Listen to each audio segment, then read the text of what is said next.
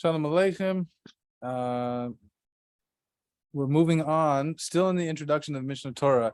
This is more of the kind of the historical aspect. We're going into the introduction. We started with, the receiving of the Torah by Moshe at Har Sinai, and we're moving through the process, right? And in general, it's all about receipts, right? That's kind of the theme here, I think, in the introduction of the Rambam, of Mishnah Torah, that in order to kind of establish the authority, not just of what he's about to do, but of everything he's giving the authority, or he's showing the authority of his sources, right?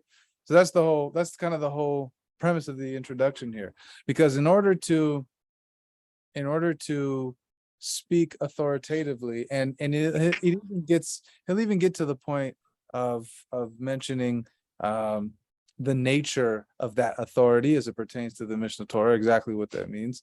But in general, the fact is, we have the Torah Sheb'chsav, and so how the Torah Sheba'al Peh came to be a written document and still be considered Torah Sheba'al Peh, and those who were sort of the gatekeepers to the Torah Sheba'al Peh, and what they chose to do with that, and why. So all of these historical pieces are relevant, not just in establishing that authority, but also the obvious question arises as to how the Torah Sheba'al Peh became a written document.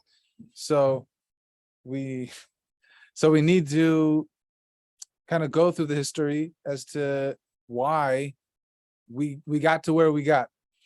So I'm just because we missed a couple of weeks in Shavuos, and the week before that, I actually was out of town. But we ended with going through the order, right? From Moshe all the way to the Gemara, and then and back, right? And essentially we go then into how the generations following, right? We kind of backtracked. He goes this way, and then he comes back to Moshe. He goes through it, and then he counts back up, where it's back to Moshe Rabbeinu, and then goes through the different the leaders of the generations, how the different leaders of the generations were Rosh Yeshivas, and sometimes they were the Rosh Goliaths, they were the exilarchs, as they were referred to, right? One of the I don't know if demands is the right word, but one of the requests of Rabbi Yochanan ben Zakkai to the Romans was leaving, Yerushalayim and going north, and allowing them to keep the exilarch, right? To keep the Rabbi Shimon ben Gamliel, and keeping the descendants from Beis David. So being able to sort of keep the Chachamim alive, and then also keep the remnants, which I'm surprised that the Romans acquiesced to that, considering it was all about royalty. But because of that, we had the exilarchs, and so we had this dynamic that kind of then continued all the way, from the beginning of the Gullus, the Roman Gullus. And so we see from this the fact that we had these academies that existed both in Eretz Yisrael and back in Babylon, and then really throughout the world.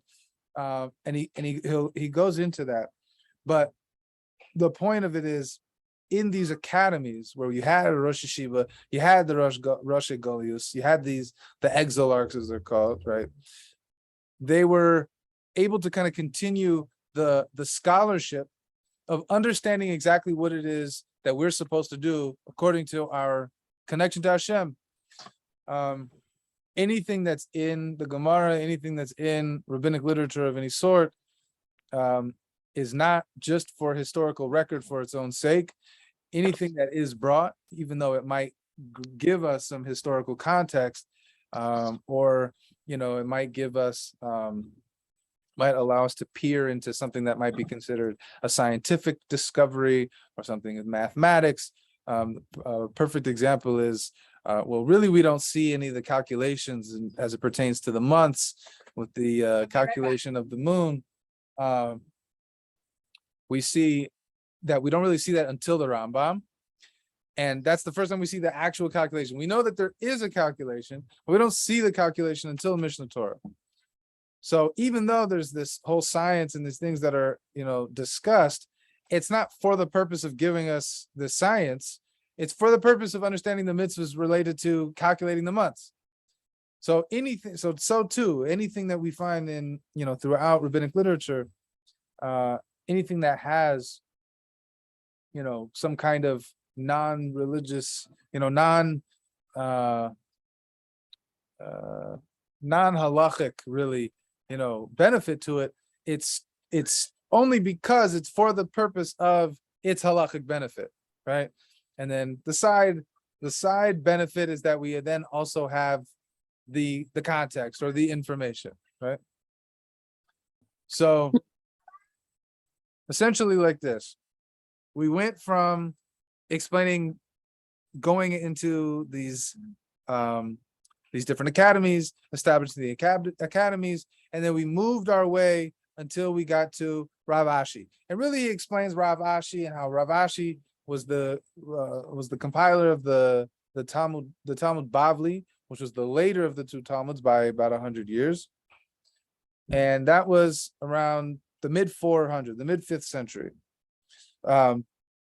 He then backtracks to discuss how the sages during the time, I guess just after the Tanaic period, the students of Rabbi Yehuda Hanasi who compiled the Mishnah themselves also had, pirushim on, Chumash. They had Bereishis. We have the Mechilta. We have, the different commentary on the Torah itself, which are halachic and non-halachic, right? Midrashim.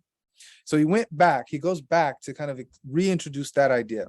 But then working forward, we ended up talking about how the purpose of these two Talmuds was that any person could, by looking into the Talmud, would be able to decipher and be able to understand what's kosher, what's not kosher, what's tameh, ritually impure, and what's ritually pure. And so using the Gemara, using the Talmud, we were able to kind of navigate. Anybody should be able to navigate through life. Again, that's the whole reason, and the whole reason for the request of Rabbi Yochanan ben Zakkai was that we were not trying to militarize, we're not trying to, overthrow Rome. We're just trying to maintain who we are. We don't try to bother anybody.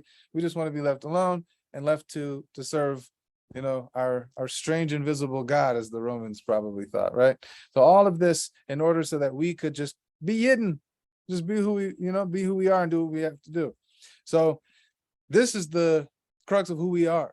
And therefore, everything that we have is based on understanding the halachas, right? Halacha from hailech, meaning the way, and how to walk, meaning the way of life. So all of the halachas that come from the Talmud are really, the Gemara is the extension from the Mishnah. So when we have these academies and you have these, I don't think I gave this context before, but we had the academies and we also had individual communities kind of around the world.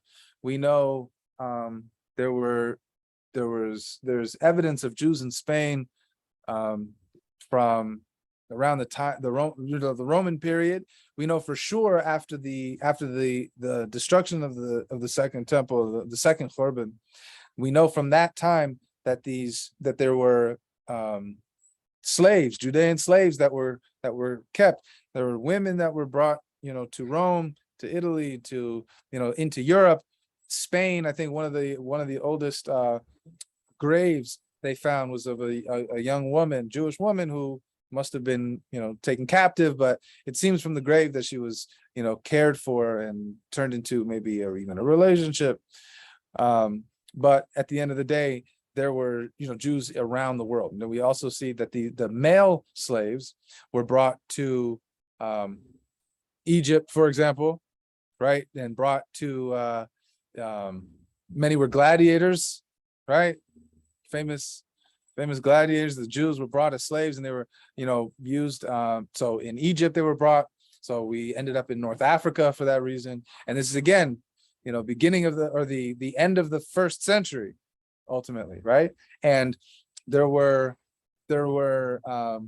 revolts and things of that nature that were happening way up in basically what was Germany. I don't remember what it was referred to back then, but in Gaul, which is modern day France, there were these revolts that were happening against the Roman Empire. And it was the Roman Empire that controlled this whole area, including, unfortunately, our home, Judea, Eretz Yisrael. So when the Romans then went in the end of the first century and conquered these revolts and sort of got control all over again over their lands, when they get rid of the people who are standing up against the Roman Empire, when they would then replace that population with their own citizens. Problem is, people who are Roman citizens willingly, they don't want to relocate. If I don't have to relocate, I'm not gonna relocate. Maybe they can, offer you. Maybe they offered money for the purpose of going and populating, like they do, in Alaska and things like that. But ultimately, their plan, which they executed, was taking slaves. So the slaves that they conquered in Eretz Yisrael, they ended up placing in Germany and France, and so we have Jews in France and Germany and even northern Western Europe, stemming back all the way then until then, since then, first century. So because you have these communities kind of popping up all over the world as a result of this first exile, which was the first problem, which is why Yehuda Anasi put together the Mishnah in the first place, was you had these academies, and twice a year there was what was called the Yarchei Kala.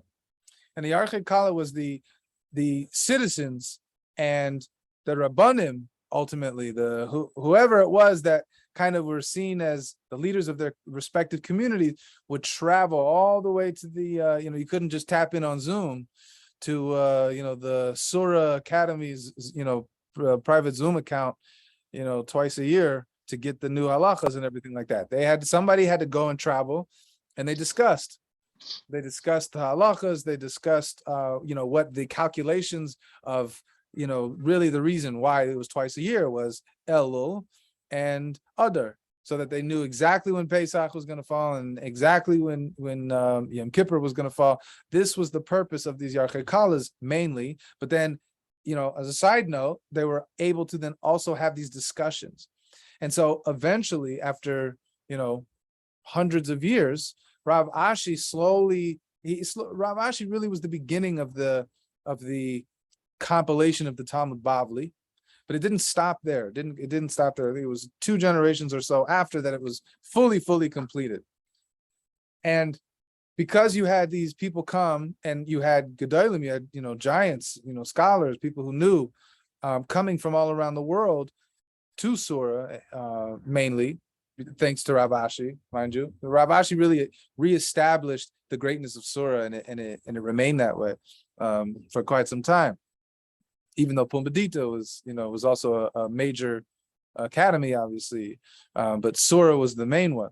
And people would come and they would discuss, and they would figure these things out, these concepts. So you have throughout the Gemara, the Gemara being obviously the discussions on the Mishnah. This is what it is. The Gemara is essentially the minutes of these meetings that took place during these Yarchei Kalas they would have, and then also throughout the year. But also you had people coming from around the world to sit in these halachic discussions. And so Rav Ashi does this, and the Persian king, I don't know how to pronounce the name of the Persian king, Baruch Hashem, during the time of Rav Ashi, was considered by the Jewish people to be like the reemergence of King Cyrus, of Cyrus the Great, right? Cyrus the Great obviously was famous because during the first Gullus, when the Persians conquered the Babylonians, Cyrus allowed the Jews to go back to Eretz Yisrael and to rebuild, to be Jewish, and we didn't have to be whatever. We didn't have to be whatever they were, and he allowed religious freedom. And we have the I don't know what it's called, but the cylinder from Cyrus that has the writing of this decree of Cyrus publicly allowing all religious freedom in respect of communities and nations under Persian rule. They might be under Persian rule, but they had freedoms and religious freedoms, and it was documented by this. And we still, historians, I don't know how they date, but they date it back to King Cyrus, and it's from him, and it's announcing this religious freedom. So you have now, not now, but now in our story, in our timeline here, during the time of Rav Ashi, this new Persian king who's so friendly to the Jews, in fact, that he Nebuch took a Jewish wife, and she was monumental in bringing, kind of this greatness, kind of increasing the already, present Jewish community there, as Sura and Pumbedita, even though it's modern day Iraq, was under their domain at the time. So these academies that were established there flourished, and Baruch Hashem, Rav Ashi still, even though he had the comfort of seeing that everything was fine, knew and had the foresight, let's write it down anyway. Things get complicated. The academies still exist. People are still coming for the Yarchei Kala, but that ultimately does have to come to an end. And it comes to an end around the time that we get to Rambam. But before we get there, we go inside a little bit. So I'm going to go, so v'chibru chachmei HaMishnah, chiburim acharim l'farish divrei HaTorah. So we said before that the sages before Rav Ashi, before Ravina, before these people who helped with the establishment of the Gemara, the students of the compiler of the Mishnah were writing down commentary on the Torah and commentary on halachas, mechilta and halachic midrashim. So we have this from this after the establishment of the Mishnah, moving forward through to the time of the Gemara. Rabbi Hoshaya, Talmud of Rabbeinu HaKadosh, Rabbi Hoshaya Rabbah, he's called, is the compiler of the Midrash Rabbah, which is on Bereshis, and there's other midrashim. Chibur Be'er Sefer Bereshis. So he writes this commentary on Sefer Bereshis, the first book. Rabbi Yishmael Perish Me'el Shmois.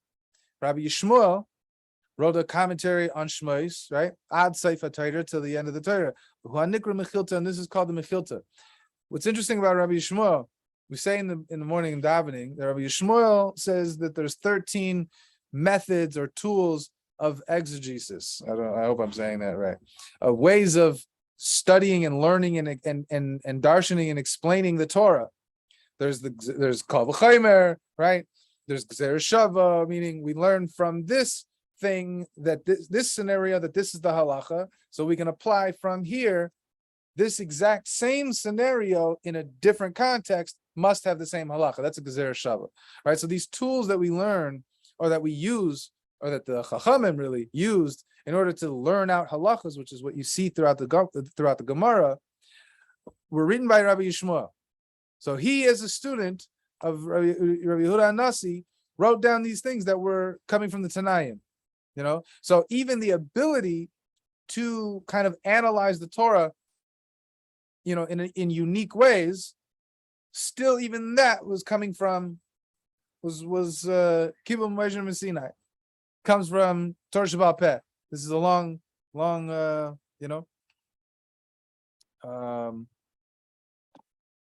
the custom, from the teachings, from that was handed down. So Rabbi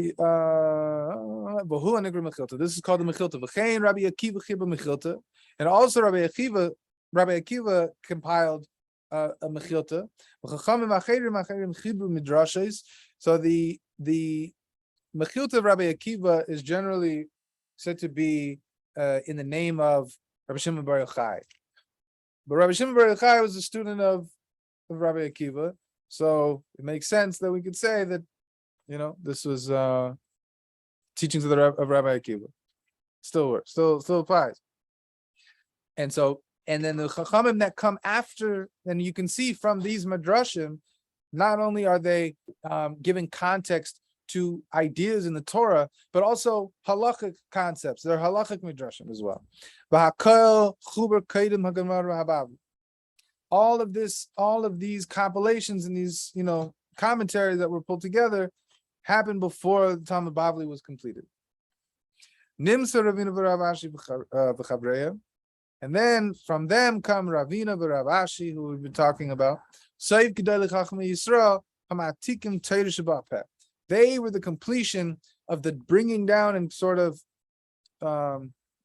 solidifying the teachings of the Torah Shabbat Peh, of the oral Torah, from from a Talmudic standpoint, from the students of Yehuda Hanasi.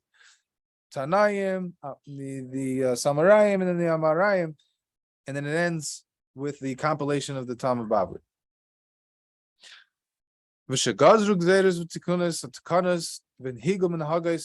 spoke earlier about some of the things that they did, that they accomplished in the Talmud Bavli, in the writing of the Talmud Bavli.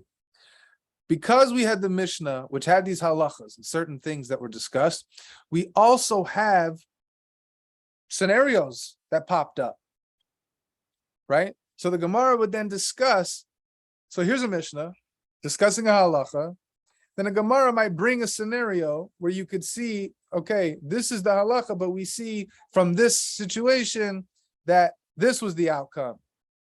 So how do we understand the Mishnah based on this outcome, right? So not only was bringing and introducing these scenarios and these, these situations that would pop up where we're able to learn and analyze the Mishnah, the halacha, based on these scenarios, but also we have examples from the writing down of these scenarios. By giving us these scenarios and the halakhic implications and how they work, those halakhic implications work in tandem with the Mishnah, we were then able, throughout history, anytime we come across a similar situation, we're able to sort of move accordingly based on the Gemara explaining how to carry it out. And so too, also by other scenarios that might be different from the Mishnah in the same kind of variant, kind of ways. So this is more than just, explaining the halacha, but it also gives us, it established halachas, it established decrees, it established customs, lighting Shabbos candles, for example. This is a custom, ultimately, that became a halacha. It was established in the Talmud. Shabbos, obviously. So, this is what it means by takanas v'nhigum and hagais and in hagis.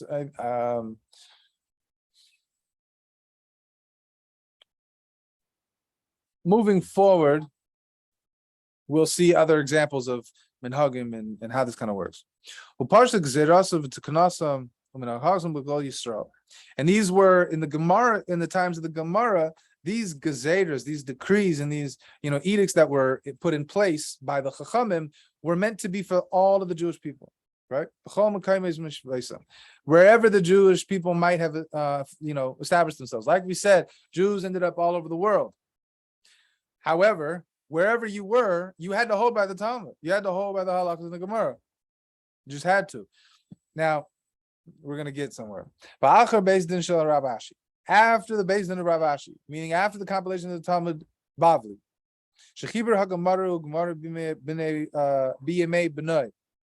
and the Gemara was completed ultimately in the time of his son. So really, I said a couple generations, but it was apparently after his son. We had, the Jewish people found themselves scattered around the world even more than they had beforehand, through war and different, calamities. Obviously, we'd never been, to the far reaches of the world as we found ourselves during this time, during the 5th century. Yeah, 5th century. v'nishbazu hadrachim b'giyasos, and there were thieves and bandits. Obviously, that honestly did not stop 1,000 years. Anytime there were we see Jewish travelers and scholars trying to make their way, and there was constant threat from pirates if they went by sea, or bandits if they went by land. So all of these things ended. Not only did we disperse, but we were kept from one another. And as a result, we didn't have the luxury of just sitting in yeshivas all day. There was that, and I won't really get into like the Silk Road, obviously, but Jews became obviously fundamental in the growth of trade in general. So study of Torah became less and less prevalent in these Jewish communities, especially the Jewish communities that had the further away from the academies they found themselves, the less likely you were going to have huge yeshivas, unfortunately. We didn't see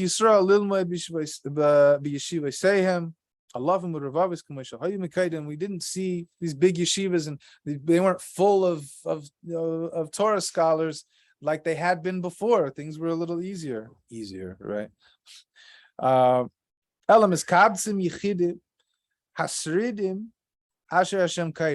However, you have individuals, people who felt a calling, right? That Hashem, the individuals that Hashem had called, Asher Hashem Kaira, right? They felt the calling that Hashem wanted them to be Talmidei Chachamim. B'chol ir be'ir, b'chol medina u'medina v'eiskim b'Torah. In every city, in every town you found, in every country, you found individuals that's what they did. They found a calling. They heard the calling to learn Torah as like a profession, right? Eiskim b'Torah, and so that's what they did. And then they had these, they had collections of these gatherings of Talmidei Chachamim, and they would come together and decide halachic decisions based on these communities, right? The community in France they're not getting the emails from the OK Kashrus telling them the updates on what brands and what not are they lost hashgacha. They weren't able to just have these connections, the connection to the updates in halacha. So you had to have these chachamim sort of take root. They know Talmud, they know Gemara, they know up until that point very well. They're versed, and they're able to make halachas based on these decisions. I'll give you two examples. Hang on. Any based in any court that arose after the time of the Gemara in any town, they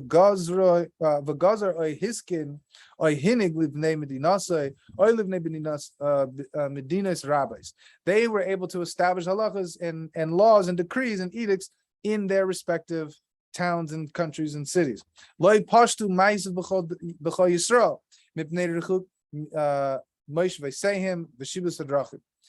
However, what was established in one place didn't necessarily have a hold on Yidden that were living in another place.